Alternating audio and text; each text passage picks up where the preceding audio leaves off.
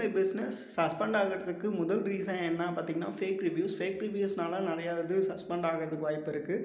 Second thing என்ன அப்படின்னு பார்த்தீங்கன்னா உங்களுடைய கேட்டகரிஸ், அதாவது பிரைமரி கேட்டகரி, செகண்டரி கேட்டகரி வந்து அதாவது வேறு கேட்டகரி, டிஃப்ரெண்ட்டான கேட்டகரி, அதுக்கு ரிலவெண்ட்டான கேட்டகரி சூஸ் பண்ணாமல் வேறு கேட்டகரி சூஸ் பண்ணியிருந்தீங்கனாலும் வந்து இதாக இருக்குது.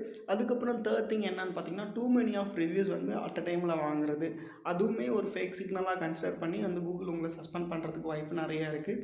அடுத்து ஃபோர்த் திங் என்னன்னு பார்த்தீங்கன்னா கீவேர்ட் ஸ்டஃபிங்னாலையும் உங்களுடைய ஜிஎம்பி வந்து சஸ்பெண்ட் ஆகிறதுக்கு வாய்ப்பு இருக்குது. ஃபிஃப்த் திங் என்ன அப்படின்னு பார்த்தீங்கன்னா உங்களுடைய கீவேர்ட் ஸ்டஃபிங் முடிஞ்சதுக்கப்புறம் ஸ்டாக் ஃபோட்டோஸ் அதாவது ஒரிஜினல் ஃபோட்டோஸ் இல்லாமல் கூகுள்லேயோ இல்லை வேறு இடத்துலையோ வந்து யூஸ் பண்ணிட்டு எடுத்த ஃபோட்டோஸ் வந்து ஸ்டாக் ஃபோட்டோஸ் யூஸ் பண்ணிங்கனாலும் அது சஸ்பெண்ட் ஆகிறதுக்கு வாய்ப்பு இருக்குது.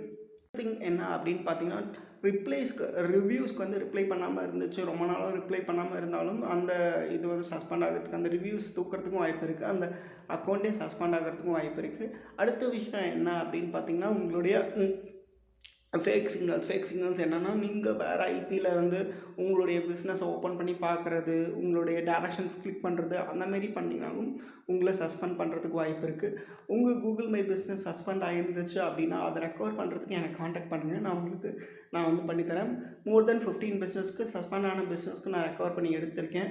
அதேமாரி ஒரு கூகுள் மை பிஸ்னஸ் ஒரு க்ரியேட் பண்ணுறதுக்கு முன்னாடி ஆல்ரெடி கூகுளில் சர்ச் பண்ணி பாருங்கள், அதே அட்ரஸில் வேறு யாராவது நம்ம நேமில் வந்து க்ரியேட் பண்ணியிருக்காங்களா அப்படிங்கிறத செக் பண்ணிவிட்டு அதுக்கப்புறம் நீங்கள் க்ரியேட் பண்ணிங்கன்னா இன்னும் யூஸ்ஃபுல்லாக இருக்கும்.